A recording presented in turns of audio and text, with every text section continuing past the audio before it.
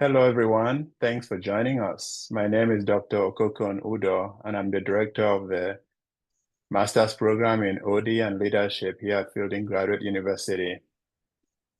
Welcome to this inaugural session of the ODL Community Conversation. And today's focus is on leading change while navigating uncertainty. This gathering marks the beginning of a collaborative space where professionals, students, and faculty can share knowledge, engage in meaningful dialogue, and build connections across diverse backgrounds and industries. These virtual gatherings are designed to continue to build and strengthen our community while exploring pressing challenges in our field. Whether you are a seasoned practitioner or just beginning to explore OD and leadership, your perspective and voice are important and valued in this conversation. We encourage your active participation, ask questions, share your experiences, and connect with fellow attendees as we embark on this journey of learning, growth, and leadership together. For those of you who are prospective students, the MA in OD and Leadership program will enhance your personal career by equipping you with advanced leadership, communication, and change management skills that are highly valued across industries.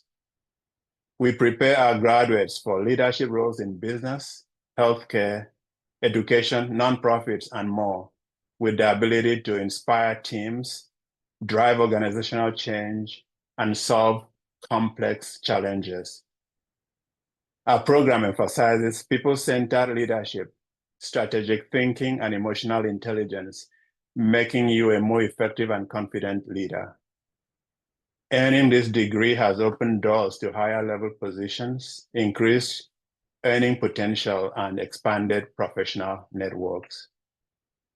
So to help kick off today's session are two seasoned scholar practitioners, Dr. Trevor Meber and Dr. Michael McElhenney. Please join me in welcoming our two facilitators for this evening.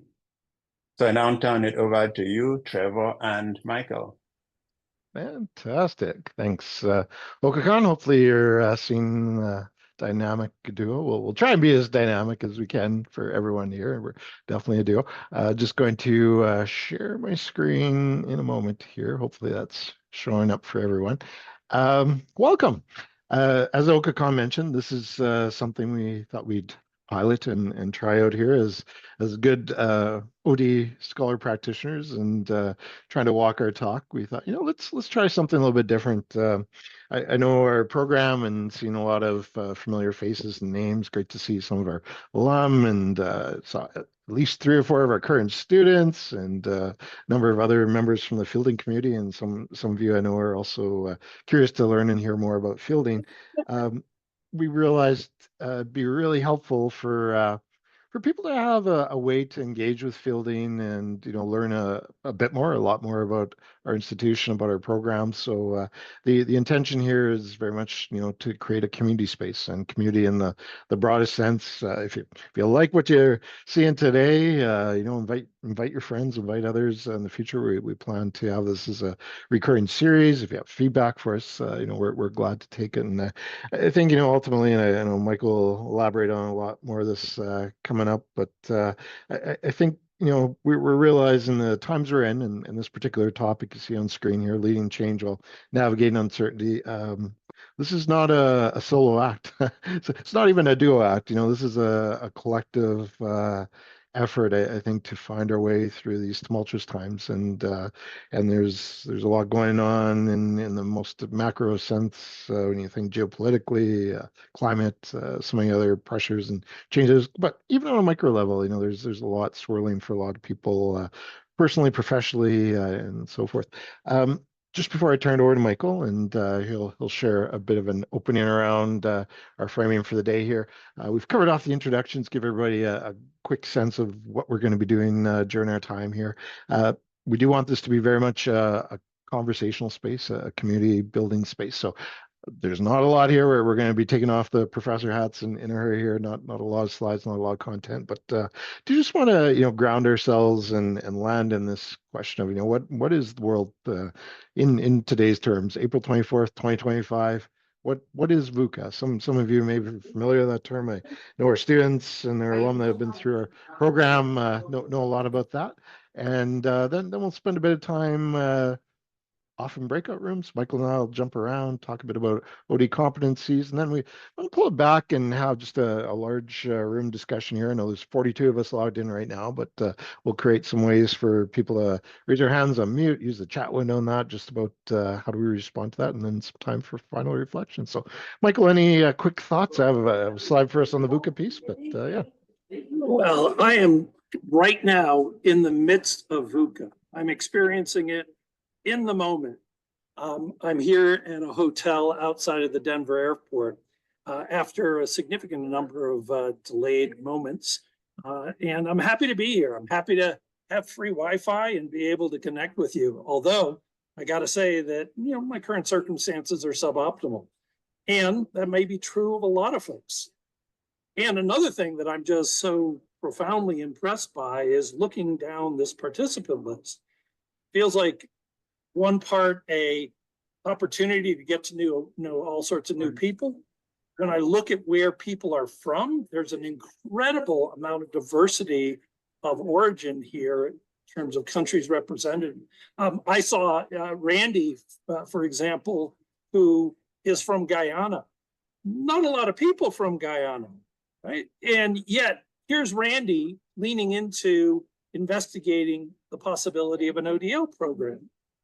And that touches my heart because so much of my work in the Caribbean was focused on the country of Guyana.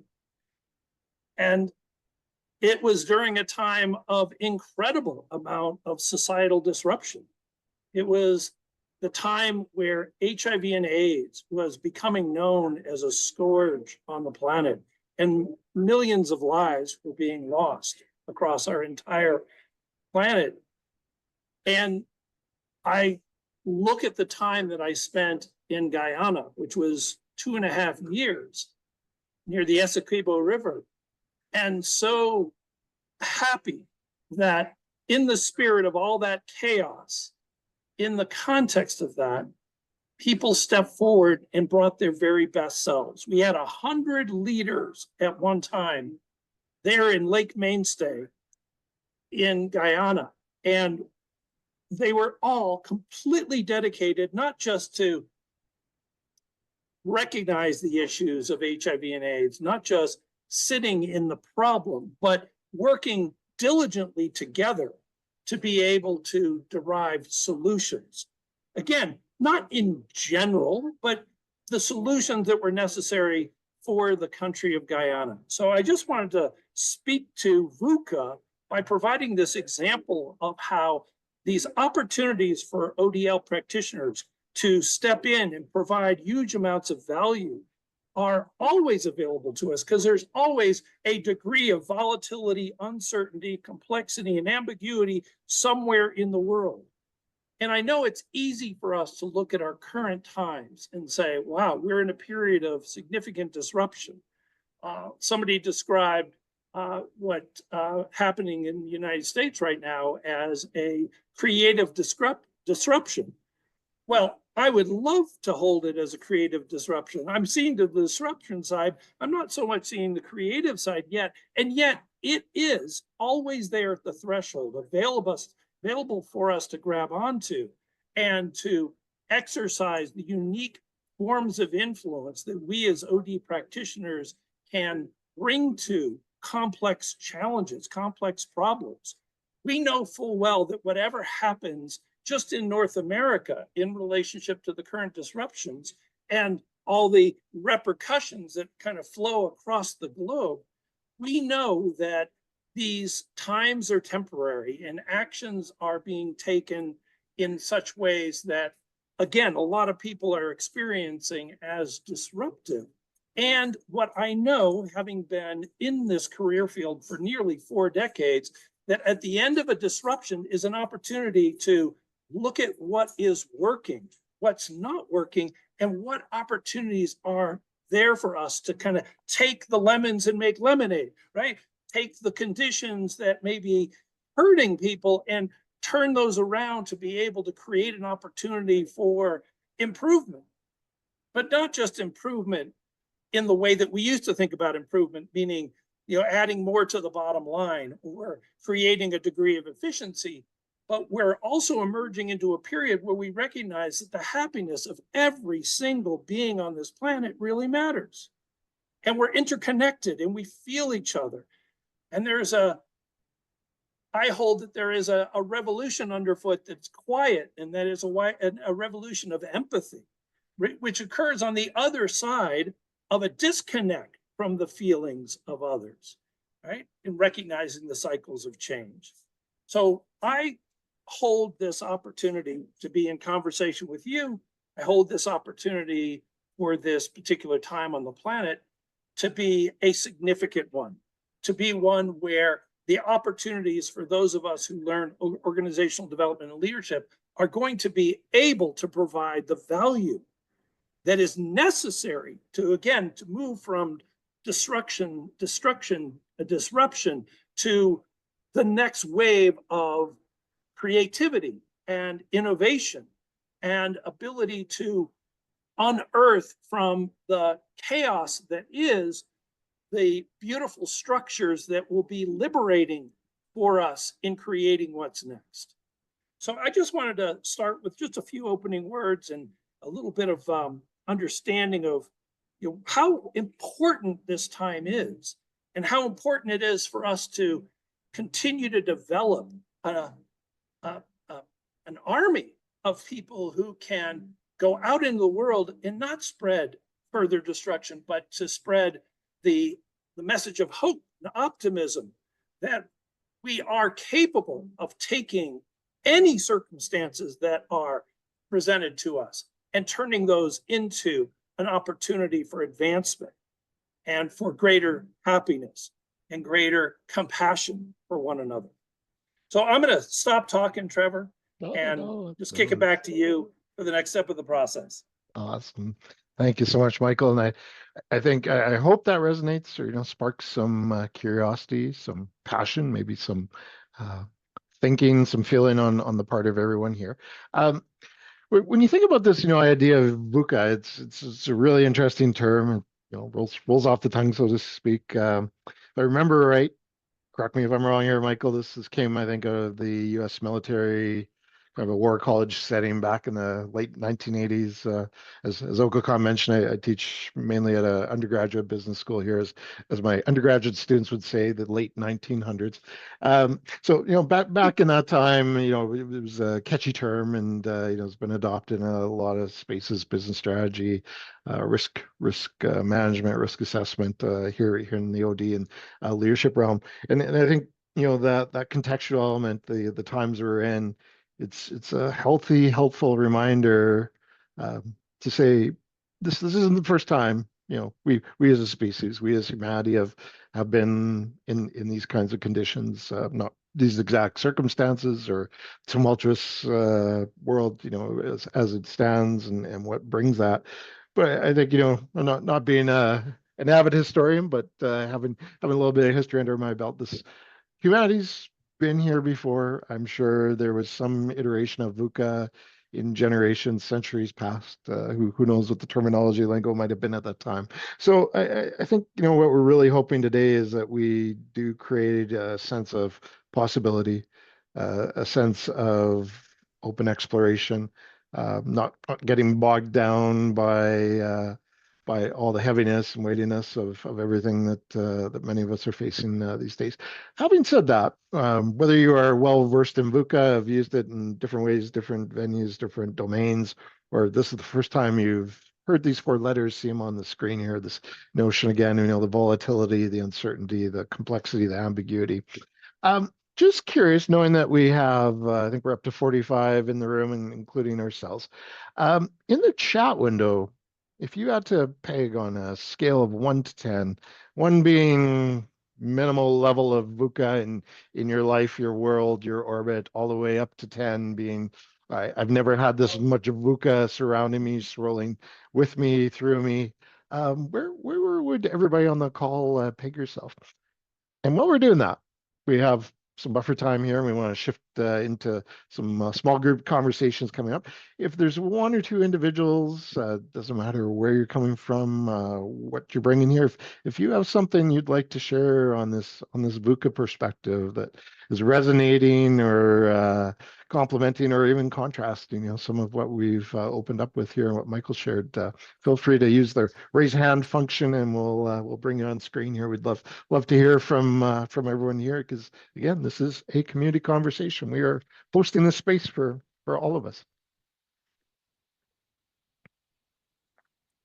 Well, Trevor, I'm watching the feed here, and oh my gosh, there's a lot of folks that are rating the current circumstances as a 10, an 8, 7.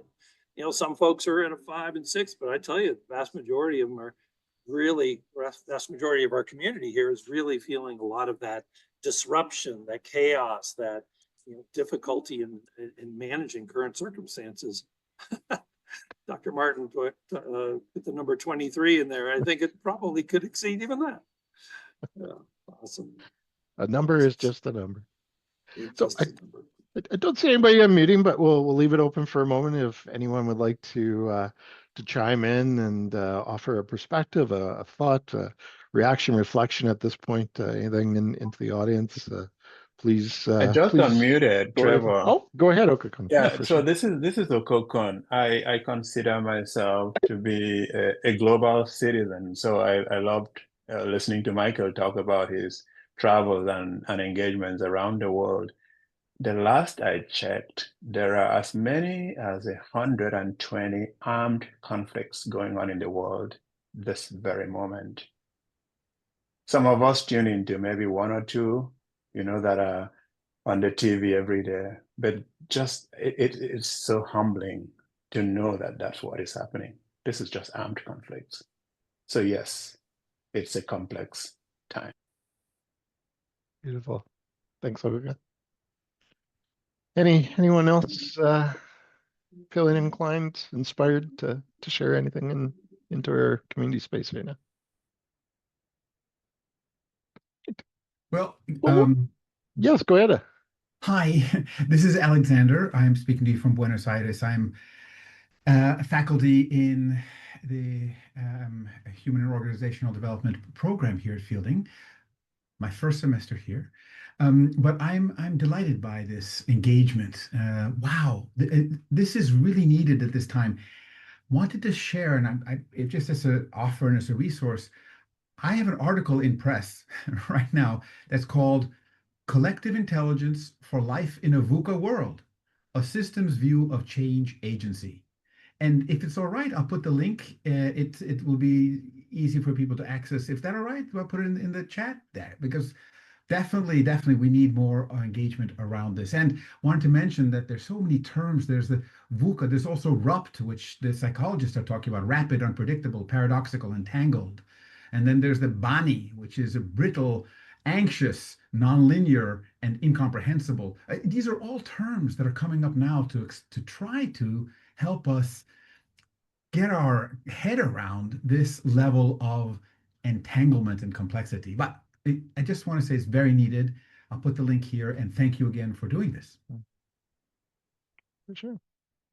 I think exactly what you just described and offered in. Thanks, Alexander, for being here. Is this idea of sense making? We are sense making individuals. We are hardwired to fill in the blanks, to make sense of the puzzles before us, and I think that really speaks to why we're gathered here today and holding the space and have the interest we've seen here. With that in mind, back to our community. Have some conversational prompts for everyone here. We're going to open up some breakout rooms. Please don't run away. I know sometimes people are a little zoomed out, even here in 2025 and a couple of years out of the pandemic. But we definitely invite you to participate, engage to whatever extent. If you're just in a listening space or need to be in a one-way digestion of everything going on here, just share that in the chat window in the breakout rooms. I'll copy and paste these into the chat window so everyone has these. But what we'd like to explore for the next little bit, and we'll bring this back to the larger group after, and then shift into some conversations around maybe some of the mental models that might be underlying some of your experience as we were having these conversations, and where do we go with this, is really grappling with this whole idea of, what is swirling for everyone. You've heard a bit from Michael, a bit from myself, a couple others on the call here, but great to spend a bit of time. We're going to set up a solid 15 minutes, and if the conversation's burning nicely, we have some buffer time there. So we'll open up the breakout rooms and just a chance for everyone to connect and hold some space in some more intimate ways around this. Michael and myself will be popping in and out, so just joining your circles of conversation as this takes shape. So I'm going to stop sharing my screen here, and we will see where this conversation leads us. Enjoy the next bit of time. What do you think, Michael? I'm feeling like hearing a bit from each of the conversations and bringing that into the space for a few minutes, just to hear some of the threads that are maybe weaving or starting to take shape. I heard, I'd say, quite a bit of divergence around some of the thoughts and perspectives, and those question prompts were exactly that, just prompts for exploration and curiosity. But I'm also curious what might be sparking for some people here. So I see your head on. Let's do it. Not sure which room was which. I think some people might remember the room identity you eventually ended up in. We had rooms 1 through 6 there. But you know what? Let's just leave this wide open. Anyone that would like to offer in a thought, a continuation of some of what was going on, a bit of a recap, something that might be a wise bit of wisdom to add to our collective dialogue here. Well, let's use the raise hand option, because we'll probably get a few people popping up hopefully for this, but whoever would like to go first, please do. I think something hi everyone. I think something I'd like to talk about at some point, or hear others' thoughts on, are ways, we kind of ended our conversation here, but ways to develop some of the competencies we think are necessary to kind of handle what today's environment brings, and and be well equipped to handle those different transitions. For sure. Yeah. Awesome, Dan. We're going to we'll have a little bit of time towards the end. We definitely want to hold this space, and good to see you. It's been so long since we were together in our course module, and just a week ago here. Yeah, we Michael and I have a plan where we're going to share, just some food for thought, and not so much a reframe, but just a continued expansion around some of the structures, approaches, mental models that might be worthwhile for us to carry away and carry forward for sure. Thanks for that. Jorge, I see. Go ahead. Your hands up.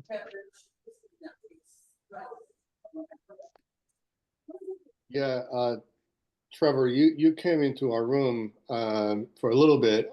You caught the tail end of our conversation, and what I added to the VUCA model is an O for oppression, because that is certainly what is happening here in the United States in a most sort of aggressive way, and what I also added is the idea that there's one thing to respond to change, even disruption in a particular way, that I think can just be kind of level-headed, strategic, kind of calm in a way.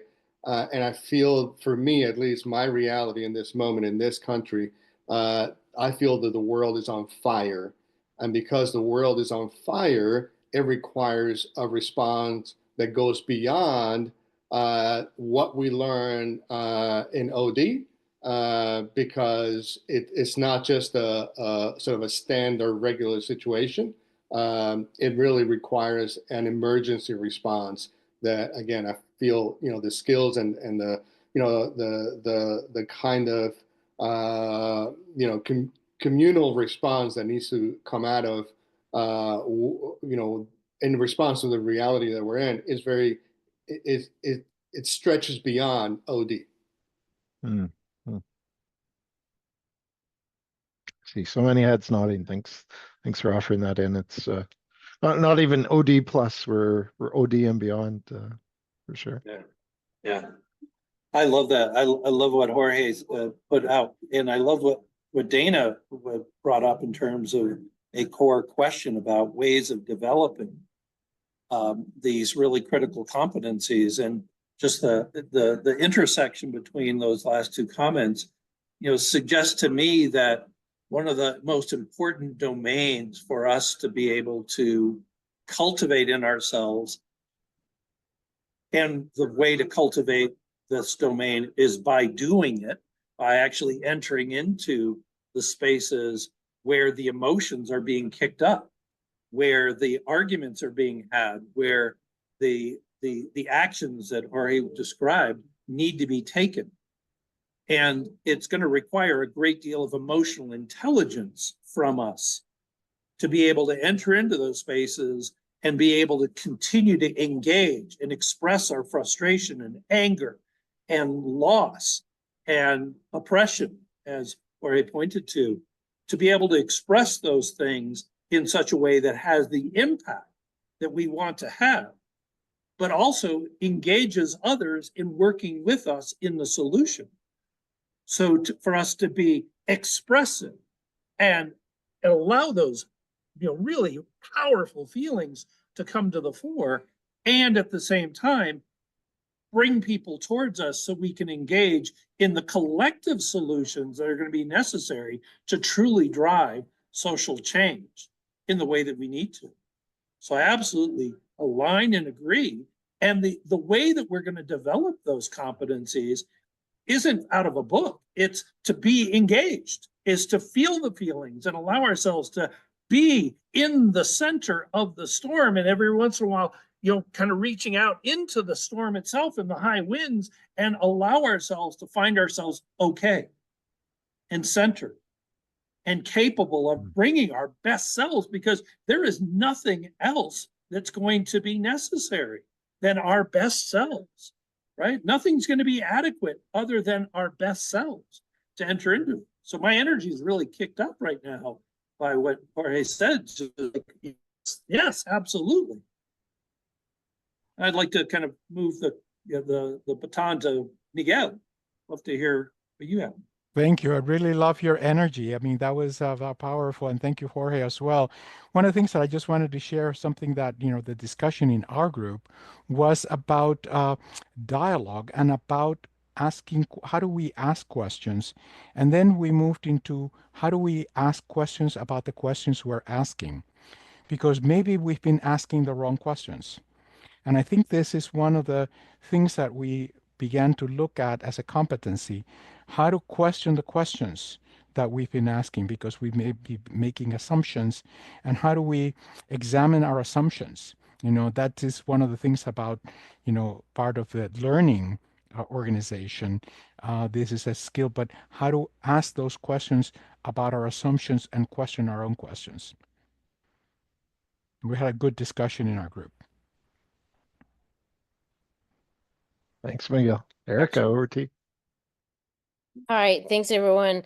I came to say something else, but I want to start with that's really timely to Miguel. Earlier today, I was realizing that the way that for me, I've been able to do that is to ask more questions, because the more questions I ask, the more it changes what I want to ask.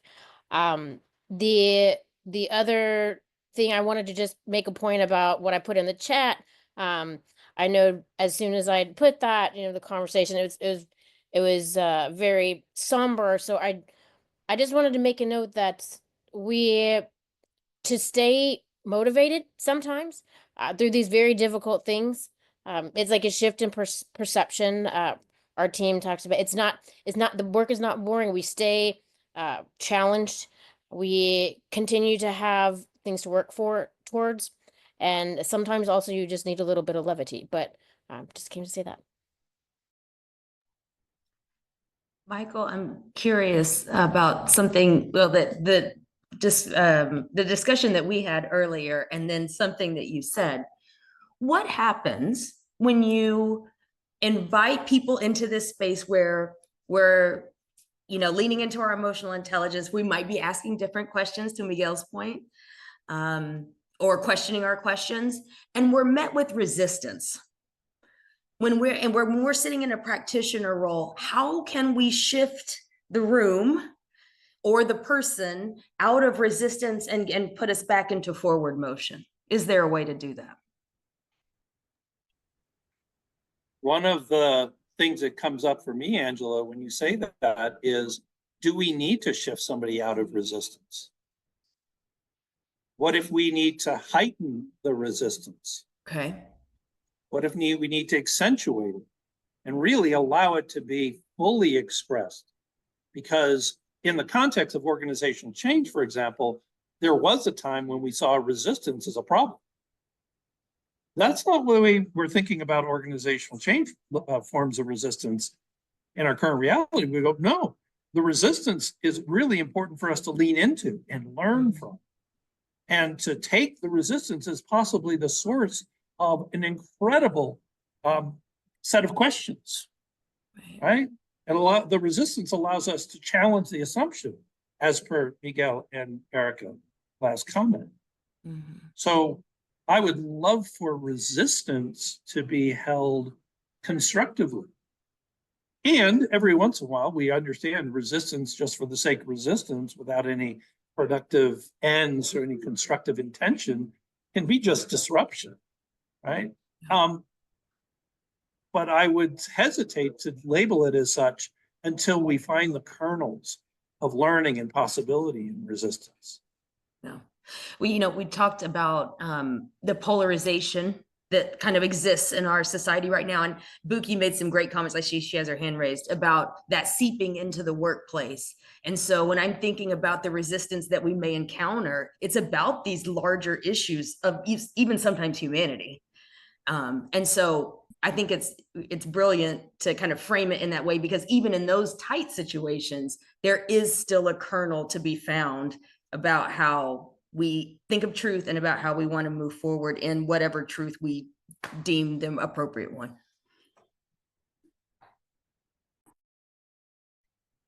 Thank you so much, Buki. Buki, let's go to you. Yeah, I was actually going to ask you, Michael, you're talking about that resistance and leaning into it as opposed to, you know, trying to break it up kind of idea. And it reminds me of one of the the podcasts that we watched in 503 with you, Michael, and it was Caroline Samney talking about getting to the root of resistance as opposed to trying to talk people out of it by really looking into the hopes and fears of people and getting down to the, you know, what is it that's causing that resistance, and understanding what that catalyst is. What are they afraid of? What are they hopeful for? And how do we lean into what our shared hope, and be able to deal with, you know, those things that are causing the fears that are happening whether in the workplace or in society. So that's really where my mind goes to when we start talking about resistance. That really stood out to me when we you know, kind of listened to that and explored that area. And the one thing I shared also in our chats, because I'm going in and out of service on here, is also leaning into our shared values. Understanding when we talk about like our emotional intelligence, whether from an organization or personal, is really what do we value and what brings us together in terms of how can we move forward together even when we're not on the same page about where we're going. And that's one thing that we're doing in our organization a lot right now, is what our values are as an organization, and really challenging our people to think about what their personal values are and how those align, or how do they see themselves within the values that we have as an organization, as a unifying factor. Thank you so much. I have some Thanks for thoughts, but sharing we that. have hands up. Go ahead. Okay, come. Yeah, I was just thinking about an experience I had in one of the programs I went through. It was actually my master's program in psychology, in process-oriented psychology. And it introduced me to something that keeps changing my life. And it was this notion of the you in me and the me in you. That often, even as we speak right now about what is happening in the world, there is a sense to which we are doing that. Those people over there. And so for some of them, we have names. And what we often forget is that the very things we are seeing in those people over there actually live in me. There is a terrorist that lives in me. There is somebody who is brutal, merciless, that lives in me. And if I do not do the work in here with those parts of me, I have no chance at making a shift out there. And so it invites us to be in this space of like compassion and gentleness and being able to tread carefully rather than always in this war mentality or sense of we gotta go fix it over there, go, go, go, go, go. And we have a list of people that are taking us down. I have that capacity and ability to take us down too. Beautiful, thank you. It's awesome. Yeah, and somebody threw in chat, this ties into the understanding of Ubuntu, which I think is an important concept to bring in here as well. Let's go to Alexander. Laszlo? Yeah, hi. Just to say, in our small group also, and Dorothy is also has her hand up, and she was also in that small group. So maybe we share also about some of the things that came up.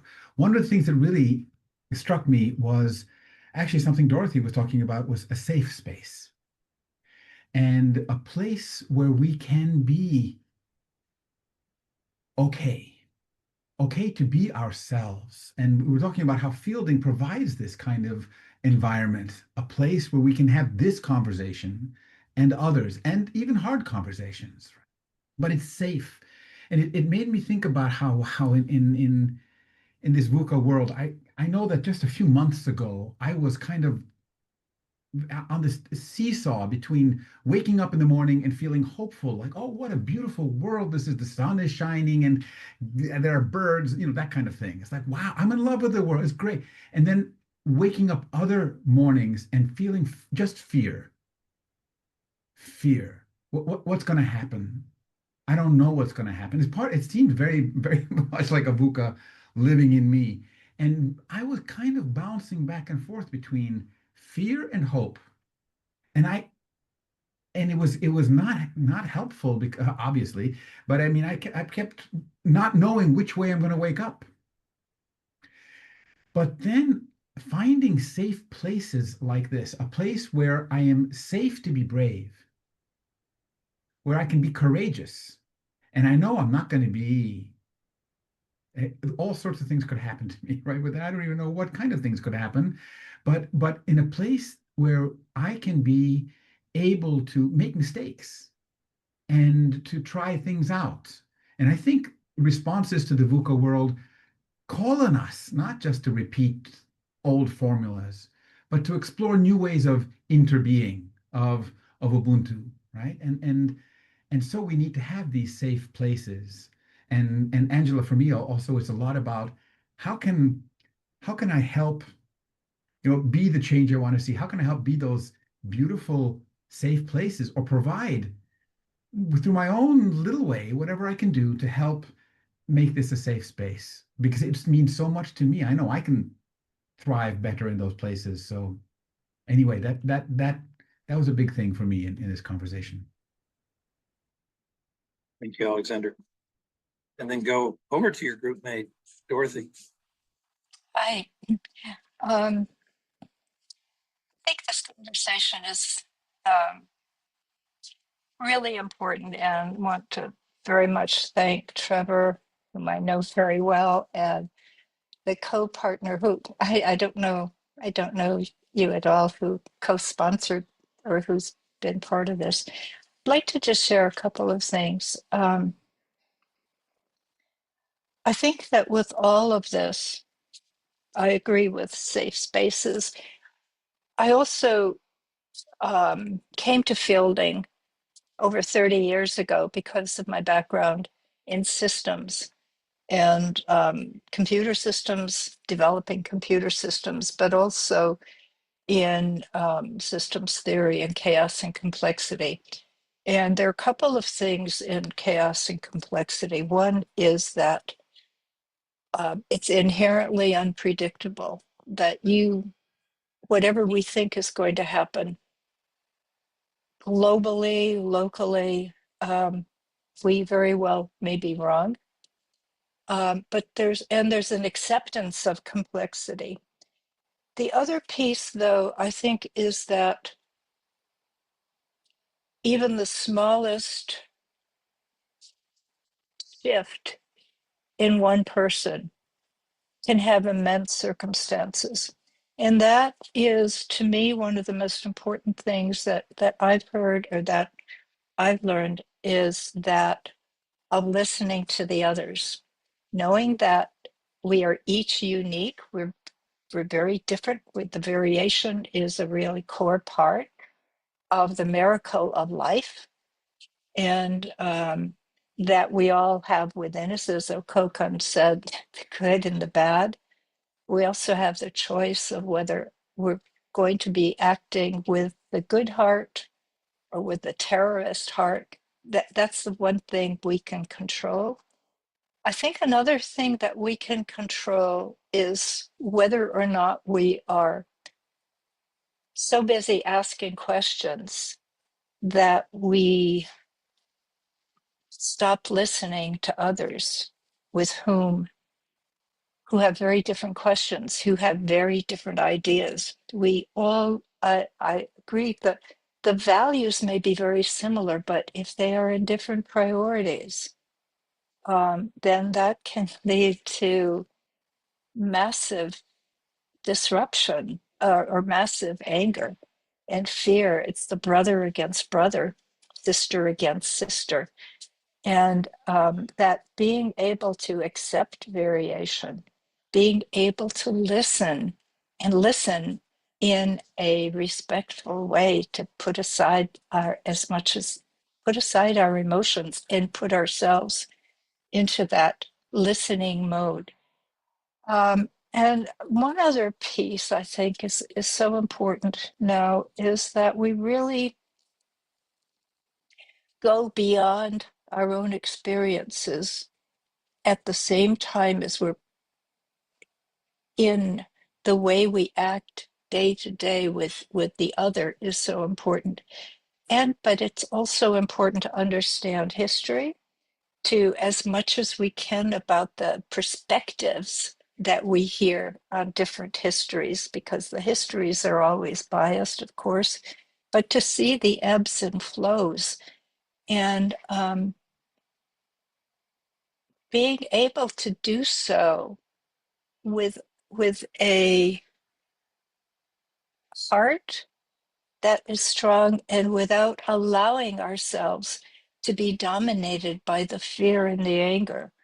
And I think that that's another piece that we all have within us. To be very effective, I think we have to be strategic, and to be strategic, we have to recognize ourselves in the other, that with whom we disagree.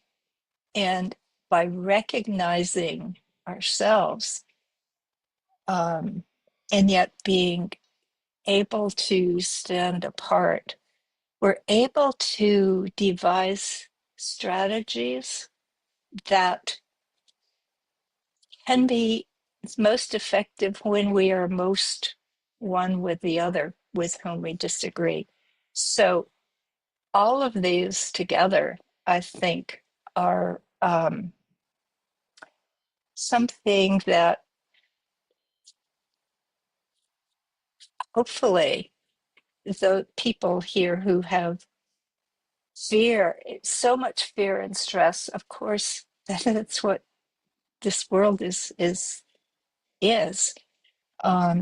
But to be able to be effective as individuals and to model what we hope others are modeling, as a single person with a single, very limited life on this earth, how we do that. Those are things we can do, but always recognize that we are only one among billions and billions of others. And hopefully sometime some of the listening to others and doing so with a good heart, maybe some of those will be those little, and the popular term is the flap of a butterfly's wing, but there's a lot. I'm a strong believer in complexity science, and that what we do, each of us does around the world, really is contributing to where we are.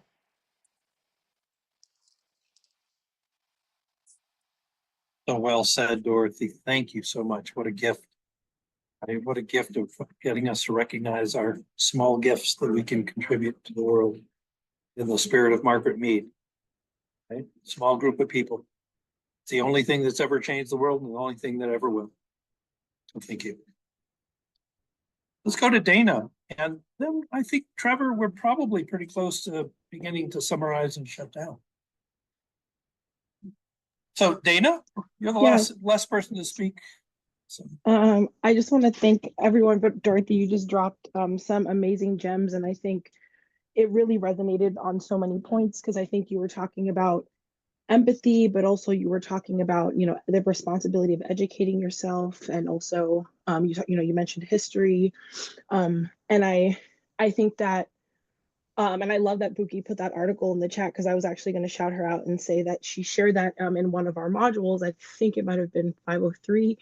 And what I really loved about that is that it kind of moved past this idea of just having comfortability, and really kind of having trust, and having maybe even certain practices about yourself that allow you to dive into these, you know, potentially complicated situations. And I feel like maybe my question to the group is like, what are the things that make you feel confident or able to, as opposed to safe, right? Because I think that and I know you all have designed this on purpose, but I think that kind of what I've come to at the end of the module where we're at in ODL is that there's never going to be a moment where you feel like you have every single thing that you need, because the idea of things being so uncertain and volatile, et cetera, is that you have to kind of approach each situation in that moment, right? And take with you that toolkit, that sense of curiosity, that ability to, you know, facilitate difficult conversations, et cetera, all the competencies, and really apply it to these different situations.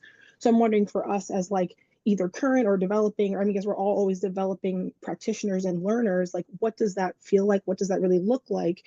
Yes, in your work life, but also just within you as a person. Because like for me personally, I feel comfortable, quote unquote, facilitating things, because there's so many different things that I've facilitated, and I've come to realize that because of experience and all of that, and you know, learning from others. But there are some folks who I think are amazing and very powerful, who may not consider themselves, who may not think that they have that same competency, even though I might think that they do, right? So I'm thinking like, what does it feel like as a practitioner in this type of work, or having this level of awareness and these skills and these tools, to really feel like you are capable of attacking those different situations, as opposed to needing to find a space that is created to have those, right? Like we are to be the people, I think, that bring those conversations, or create the space, or, you know, we need others, but facilitate that space for folks to bring that to the table by modeling. And so I don't know, I think I've learned that I don't know if I'm ever going to actually feel like I'm qualified to do what it is that we're kind of training ourselves and learning to do. But that's really also the work, is just adding a little bit more, right? And adding more things to your toolkit, or thinking of a different way to phrase a question, or, you know, leaning on others, right? Peers, teachers, you know, to help influence your style and your delivery. But it's still just that every situation, every relationship, every organization is different. So I don't know that we'll ever actually feel, you know what I'm saying, like 100% equipped, because there's not a final level of being equipped, right? There's not an end point where we are now ready and we're just going to go. Dana, beautifully said, wonderfully said. Gosh, if we don't feel under-equipped, if we don't feel a little bit of the imposter syndrome now and again, then we're not tackling problems big enough. I love it. I love it. You know, folks, I'm struck in this moment by our students who've showed up in this context, like Dana and Buki, who have such heart for this work. And it's really our job as faculty to channel that heart into the place where people recognize those small gifts and are willing to, you know, put those small gifts in action, in facilitation, in dialogic process, in every way that OD can be exercised in the world. And so I'm leaving this conversation here today inspired and profoundly moved by the ground that we've covered today. So thank you. Thank you for allowing me to be part of it. Trevor, I'll kick it back to you. Thanks, Michael. This is some magical space here. And I just thinking back, and I can't remember in the opening piece if this wove in, but a number of us, Angela and myself, are included on the ODL faculty, are alum of fielding of the doctoral programs, and so many others I know are in progress or are also in that category. And the power of community that fielding has demonstrated right from the get-go. I first stumbled across fielding, like some of you can relate to this. Fielding is a stumbling across, or it finds us as we find it type of thing. In 2008, and here we are. Oof, it's coming up 20 years, and since I first was introduced to fielding, and the times we're in, this type of environment, this space, and even just the almost 90 minutes we spent together here is such a great reminder of why this convening and why this circling together is so significant right now. I know there's been, a lot of great conversation. There are some people that were unable to attend. We had over 100 people register. So just as a marker on that, this is something that was catching people's attention and they weren't able to be here. So we will be sharing the recording out with them.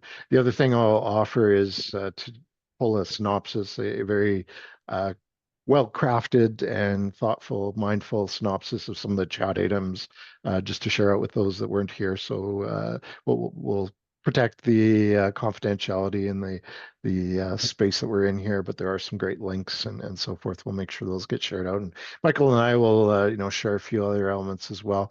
One thing I'll share in the chat window, I'm not going to go through, or I don't even know if I guess we've maybe got this turned off for attachments. So just tell you, okay, we'll share this as a link out. Just something that landed on my radar when the ODL program, which is underneath behind this, and Angela might have a quick comment to chime in on this as well, as some of us were part of orchestrating the initial design of this ODL program that I know some of you are interested in, are around, associated with fielding. Came out of some work back in 2021. So we're talking, the heat of the pandemic, midst of pandemic. There was some work done by a number of practitioners, leaders, scholars in the OD leadership space. Monique Snowden, who is one of our former provosts, who's involved in that. And May of 2021, they generated an OD gathering report, which will actually include a link to. And something that was interesting in that work is they landed on this notion of, maybe related to, beyond, beneath competencies is this idea of capabilities. Competencies imply this notion of, well, we're either competent, we're not, we're lacking competence, we're highly competent, we're less competent. And think about, where many of us were in May of 2021, riding the wild waves of the pandemic, not sure in terms of VUCA where we were going to end up, what the world was going to look like post-pandemic. And this idea of just, thinking about our capabilities, how do we have them up on screen here? I won't bother the screen share, but things like self-awareness, inclusion and equity, systems thinking, skillful intervention, theory-based, future-focused. What are some of those core foundational elements that we really need to turn our attention back to? If you haven't seen this OD gathering report, it's a PDF.